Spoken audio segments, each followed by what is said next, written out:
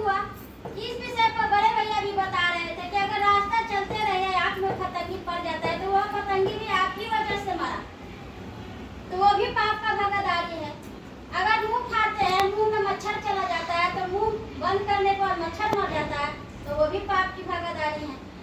तो हर दिन हम पाप कर रहे हैं, तो उसकी सजा भी हम ही को न मिलेगा, हम करेंगे तो हम ही को मिलेगा।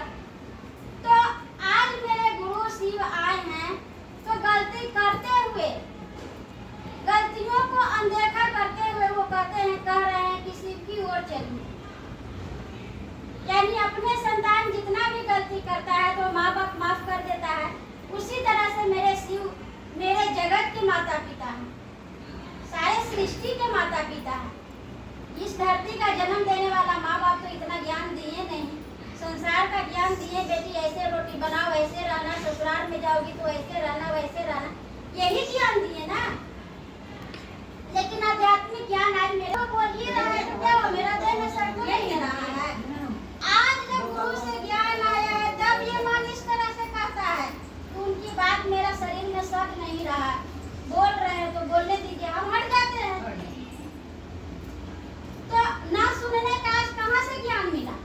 नहीं तो हम ही आप थे कि कान लगा करके उसी बात को सुनते थे। अगर कोई धीरे धीरे दो बैठ करके बतियाती थी तो हम आप सुनते थे ना, कान लगा करके, किसकी बेटी की शिकायत हो रही है, किसकी बहू की शिकायत हो रही है।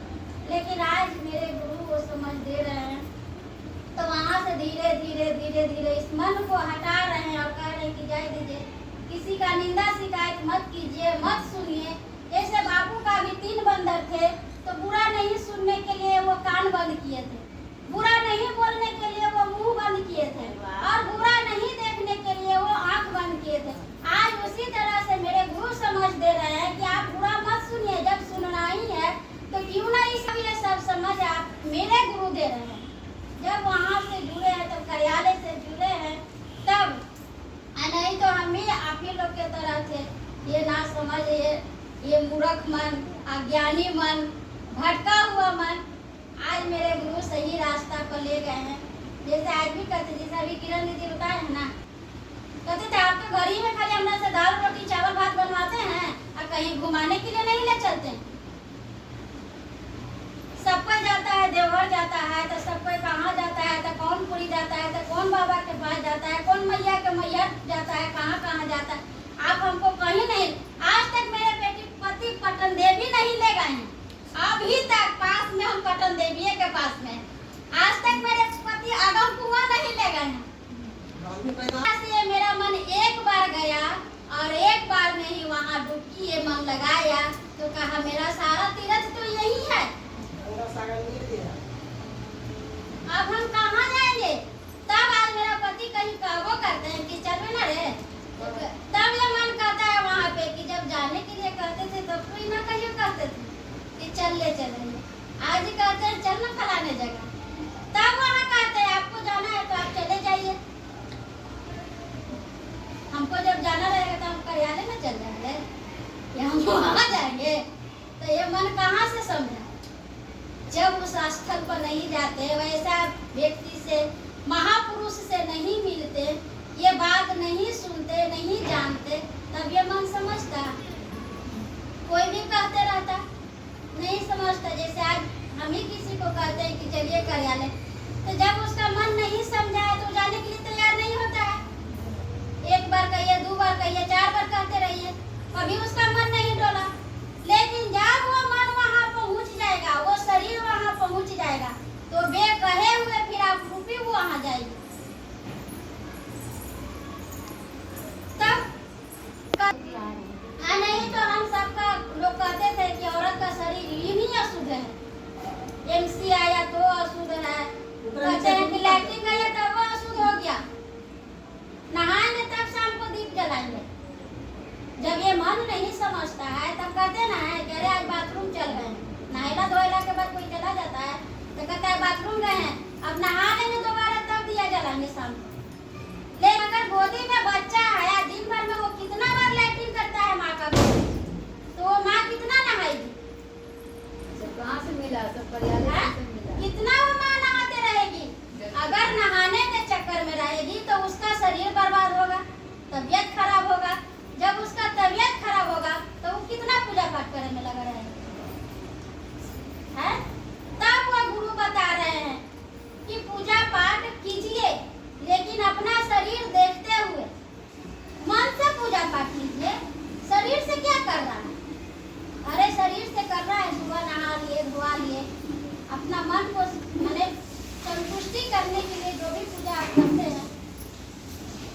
चढ़ाते हैं, फूल चढ़ाते हैं, या जो भी चढ़ाते हैं, अगरबत्ती जलाते हैं, सुबह में ही कर लीजिए, बाकी समय अपने गुरु की बातें करते रहिए ना।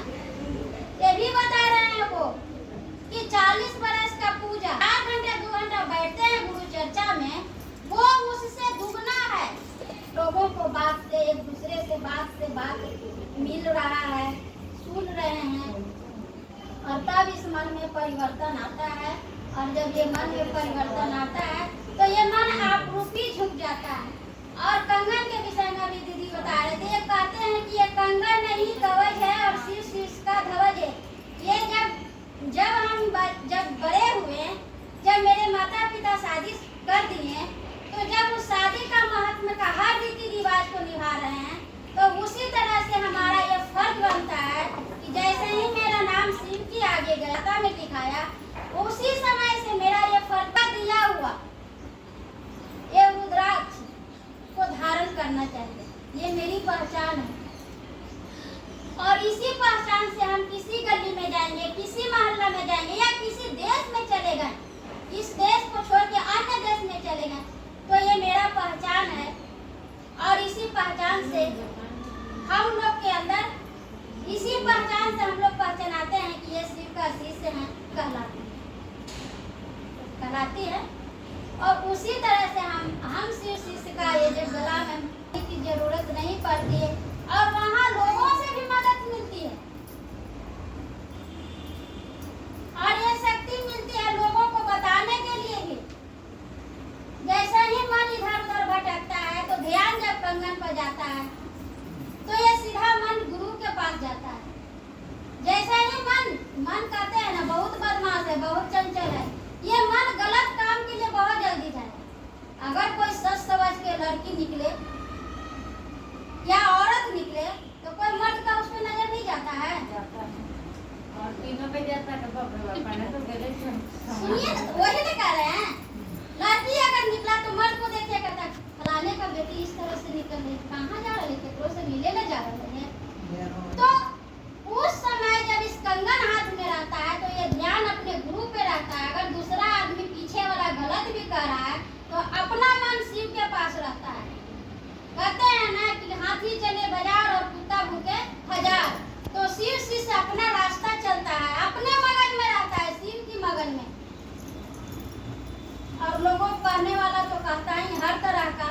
तो क्या लोगों कहते हैं कि कौवा कान लेके गया, तो क्या हम कौवा का पीछे जाएंगे? सबसे पहले अपना कान पकड़ेंगे। तो लोगों को कहना है, कहने दीजिए, जो कहना है कहते रहेगा, लेकिन हम अपने गुरु की ओर चलेंगे, ये मन को गुरु की ओर मोड़ले रहेंगे, तो मेरा कल्याण होगा ना। ये भी बताया जाता है कि एक घर से अगर एक व्यक्ति गुरु की ओर चलता है, तो समझिए कि उस घर से सारे व्यक्ति गुरु की ओर ही जा रहा है, सबका मन गुरु की ओर ही आकर्षित होता है। लेकिन उस समय भी उसको बताना जरूरी है, अपने घर के परिवार को बताना जरूरी है। जैसे हम सब परिवार मिलकर के कमाते हैं, तो अच्छे से घर गृहस्थी चलता है, उसी तरह से अगर इस कार्य में भी या कार्यालय की ओर, गुरु की ओर जब सारे परिवार मिलकर चलेंगे, तो उसमें और उन्नति होता है। जितना कमाएंगे उतने अच्छा से घर चलेगा। तो जितने परिवार हैं उतने परिवार अगर अच्छे तरह से गुरु की ओर चलेंगे, तो और संसार, ये जो हम लोग तो कहते हैं कि अपना जो घर परिवार है वही संसार है, तो ये घर परिवार वाला और संसार सुखी शांति से रहता है कि नहीं रहेगा? रहेगा ना।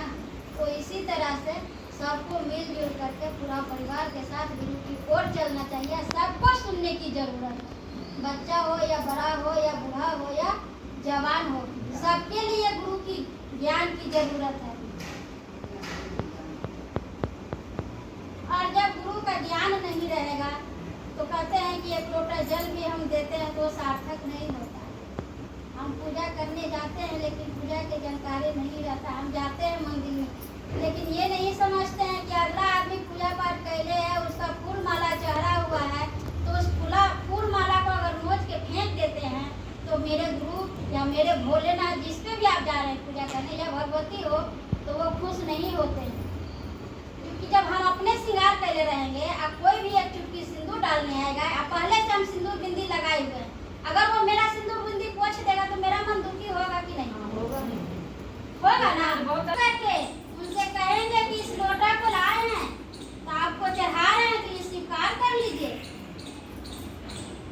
और जब तक इस तरह से वहाँ मन नहीं करता है, नहीं पूछते हैं, तो मेरा एक लोटा जल भी सार्थक नहीं होता है। तो ये सब ज्ञान जब गुरु ज्ञान सभागार में जाइएगा तो हर दिन ज्ञान मिलती है और हर चीज सीखने करते हैं। हम लोग हर दिन सीखने के ही चाहत में रहते हैं कि आज कौन ऐसा शब्द मिले जो कि सीखें। जैसे स्कूल में पढ़ने जाते हैं तो मास्टर से हर दिन सीखने का चाहत रहता है ना, बच्चा जाता है तो हम लोग भी गार्जियन है तो कहते हैं ना कि अगर इस चीज नहीं आएगा तो टीचर से पूछ लेना कि सर इसका मतलब क्या होगा, ये चीज पढ़ा रहे हैं तो इसका मतलब क्या होगा। तो उसी तरह से हम लोग हर दिन कार्यालय में माने हर दिन जैसे सप्ताह गए चाहे 15 दिन तक गए, जिसका जैसे समय रहा उस तरह से जाते हैं और वहाँ गुरु से बातें होती है, गुरु से पूछते हैं, वो बताते हैं। और जब दोनों पूछते बताते हैं तब ये मन समझता है और तब ये मन में वो बातें अटती है।